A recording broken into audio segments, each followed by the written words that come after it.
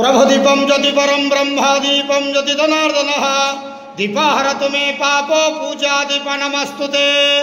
महाप्रभु धवलेश्वराय नमः। संसार सुखी रख।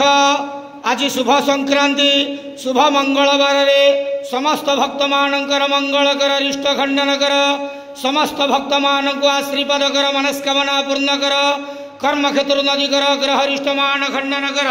बाबा धवलेश्वराय नमो नमः। प्रभु वंदे देव उमापति सुरगुरु वंदे जगत कारणम वंदे वर्णक भूषण मृगहरम वंदे पशूनां पतिः वंदे सूर्य सुसंग वर्णनेन वंदे मुकुंद प्रियम वंदे भक्तम स्वयं च वरदम वंदे शिव शंकरम। धवलेश्वर महाप्रभु आज शुभ संक्रांति रे समस्त भक्त मानक आशीर्वाद करंद आनंद गेवार। हरि बोलो। ओम नमः शिवाय बाबा धवलेश्वराय नमो नमः।